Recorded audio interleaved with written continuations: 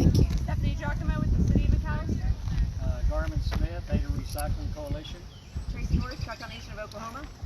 Jason Lilly, Contamination of Oklahoma.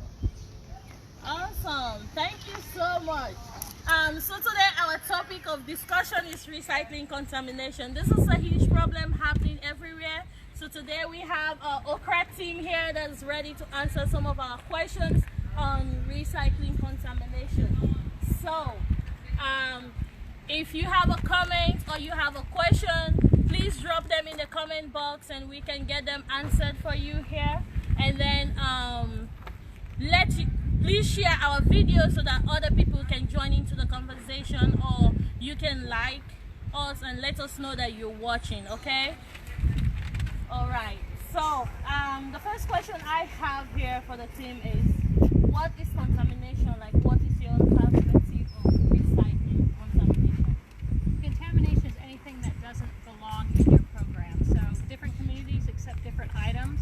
So it's really important to know what your community accepts, and then you can make sure that you don't contaminate. But anything that doesn't belong in the program. So some programs offer certain things and other programs don't. It's always if you have a recycler to sell it to and stuff. So anything that's not in the bin that's supposed to be in there is considered contamination. Awesome. Great. So what are some of the examples of contamination? Well, for most communities, especially those that have a curbside recycling collection, plastic bags are probably their #1 form of contamination. So in most communities in America, if you're recycling, especially if you're recycling at the curb, you want to never have any kind of plastic bags in your center. These are very costly and expensive for the equipment and the operators that are collecting and sorting your recycling. Also, in McAlester Recycling Center, we don't take styrofoam, so consequently, styrofoam in our cardboard bin is indeed a contamination, and it takes up time to remove that and stick it into general trash, unfortunately. However, a caveat to the plastic bags is a lot of people use plastic bags even in curbside programs because they don't want their stuff blowing all over the place on a windy day. So even though we don't want the bags, they can be helpful in a recycling program anyway. But in our recycling program, bags are really bad because our belts move very, very quickly. And if there's something in a plastic bag, if your recycling's in a plastic bag, the whole thing goes back to the trash. It does not get recycled off because we don't have the time or the manpower to go ahead and start breaking open those bags. So if you recycle it, you put it in a curbside program, you're totally not going to get recycled. I'd be willing to bet that food is another major contaminant in most programs because a lot of the waste that we generate in a household starts with food products. If we're not rinsing our jugs, just a little bit of water, just to, it's a milk jug, or removing any of the items that may be contaminated with food, it can be an issue. I kind of expected to find a pizza box, but didn't. Pizza boxes are a great example of, if you have a pizza box, the bottom is probably contaminated with food, with that grease and cheese and items, but the top is probably okay. So what we always recommend is if you have a pizza box, tear it in half, throw away the half with the grease and the cheese, and then recycle the lid that doesn't have any of that contamination. So you always want to make sure everything's free of food residue, and of course any remainder.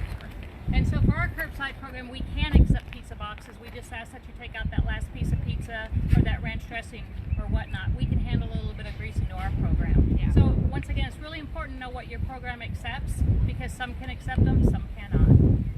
How can you find out what your local program accepts or doesn't accept?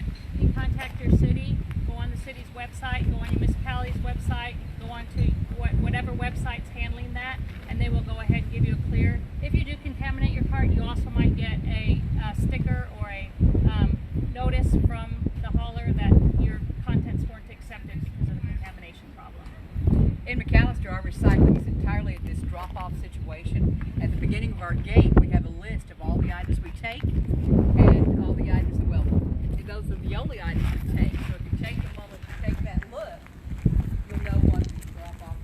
And we try to be as specific as possible so that you have no doubt what's accepted and what isn't. And the theme in recycling these days is if in doubt, throw it out. So if you pull up and you see this and you've got an item that you're not quite sure, it's safer to throw it in the trash than to put it in your recycling, because otherwise it's just a very expensive way of it making it to the landfill.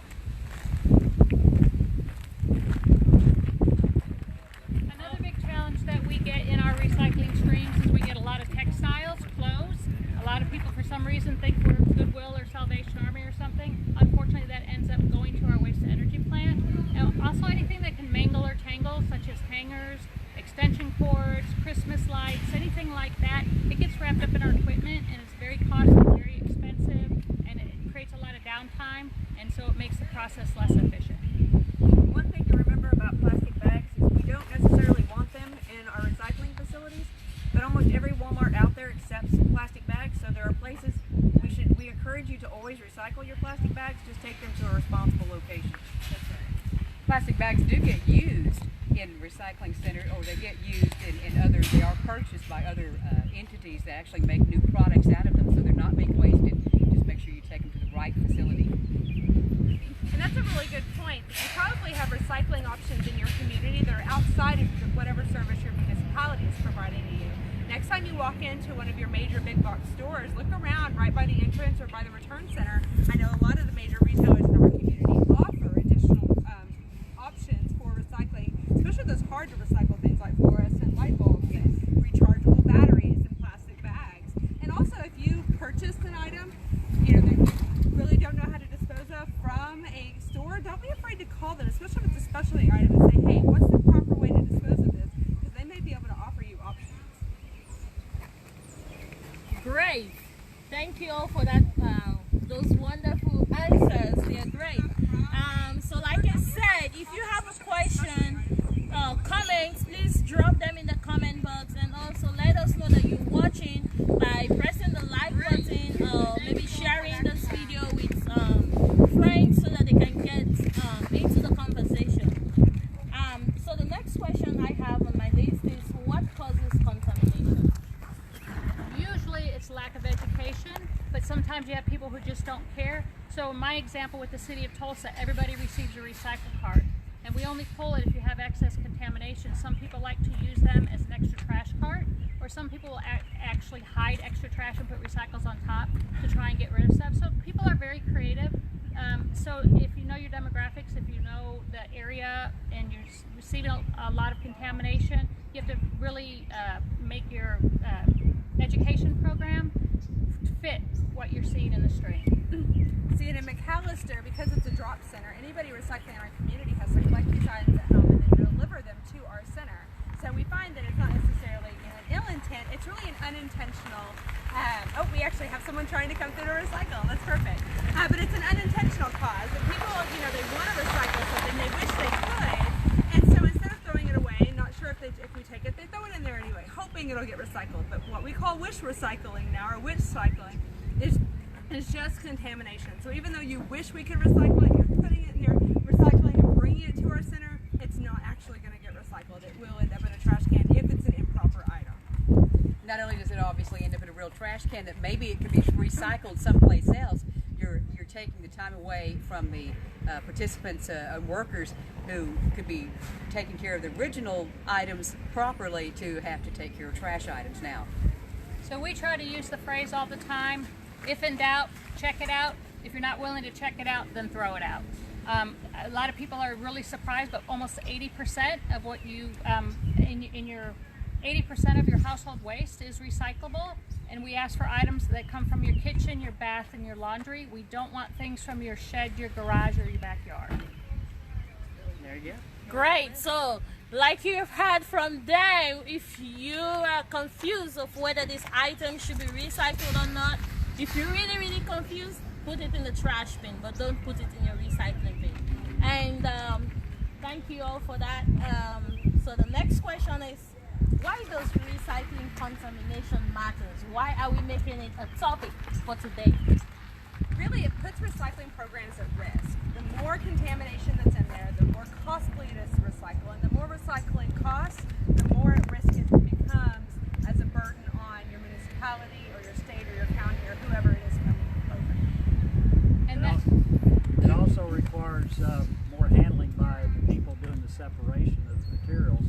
In our case, a lot of our stuff in Ada is separated by hand. So it takes time for them to tear open plastic bags or pull styrofoam cups out when that's not a recyclable in our program. So it becomes more labor intensive, costs us money, and takes more time to get things handled. And in Tulsa, most of ours is automated, and so the biggest challenge that we have is it either gets into equipment, it damages equipment, it contaminates good items like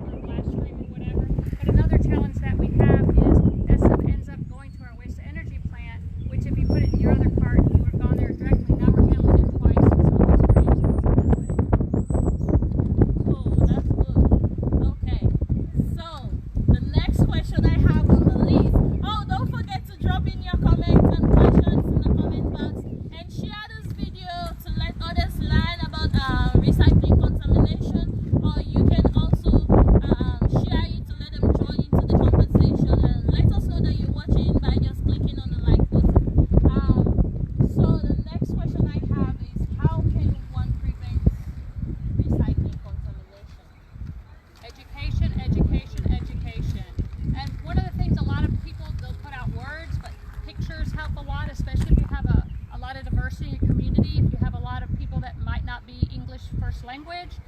Pictures can really help, and we also understand that a lot of people who take out the trash and do recycling can be anywhere from the age of 3 or 4 years old to 104 years old. And so we really want to make sure that we're educating all segments of society, because everybody has the opportunity to recycle. Yeah, and education, I mean, if you're recycling or you're watching a video on the Recycling Association page, you obviously got good intentions. And you want to do the right thing for our, for our future, for our Earth now. And, if you want to do the right thing, make sure you're doing it the right way. And if you have questions, go by your recycling center and talk to the individuals who do the work, because they can easily share with you how things are managed and what's causing problems, and whether they can take care of what you want to recycle. And if you have a group of people of the recycling locations, all of us recyclers all over the state are more than happy to spread the word, because it's always good to have a big choir. And the bigger the choir, the better. It's absolutely wonderful to be sharing videos just like this. So people in the community, you can find out, contact your city government, check out Facebook pages and find out where your recycling center is and what they accept. Exactly. So you should share this video to let your community know about recycling contamination. We have City of Tulsa, McAlester is here, so they are giving us all the ideas about recycling contamination. So the last question on the list is why, if it is plastic or any other materials and it is recyclable, then why can't I recycle it? So every community has different processors. So Ada might have a market that I don't have, or McAlester might have a market that Tulsa doesn't have. And so we have to know what kinds of plastics can go into that stream and what kinds of items you can put in there, because it's for that market. And technically everything is recyclable, but not in our streams. We only can recycle what we have markets for. Yeah, Maureen's exactly right. If we don't have anyone to sell these items to so that they can be made into new products, it's just trash to us. Currently, McAlester only accepts 1 and number 2 plastics, but the Choctaw Nation also has bins in McAlester that accepts number 5. So there is that. If you do your research, you might find another location that may take another item that you have at your home if you're dedicated. Okay, I have a question from our viewers. From Sustainable Stillwater, we know grocery stores take plastic bags and plastic wraps. What about cleaned out Ziploc bags? I don't have anybody in the Tulsa area that takes Ziploc bags. We do have a waste energy plant. Please put it in your gray cart and we'll go ahead and make steam out of it and we'll produce electricity. You wouldn't have an option for Ziploc bags in McAlester. Those would have to go to your landfill route. Not yet, anyway. Same thing in Ada. Ziploc bags do not meet the requirements for regular shopping plastic bags. Okay, not there. Okay, and then Tamara Van Hook said it's great to have a Facebook shareable post about recycling contamination and why it matters. Thank you. Thank you. Thank you. Oh, please share this video, because the major word that from our team here is education. So the more we educate people, the more they know that what they thought they're recycling was actually not recyclable. So share, and let your friends join into our conversation. Ask questions about your contamination happening in your area or whatever. Let us know. Even after this Facebook Live, you can still ask your question and we can get them answered for you along the line. Okay, everybody say, oh, okay, sorry. Okay, so we want to thank our team for joining us today in answering all of these questions that we've been wondering about. I don't know if we have any other questions in the comment box. Just said, replying to Sustainable Stillwater, Becky Helms said, no, those are not recyclable. Awesome. Okay. So we want to thank you very much for joining our Facebook Live, and we are going to call it a day for today. And then please share this video with your friends so they can learn a lot more about recycling contamination. Thank you all and see you next time. Bye-bye.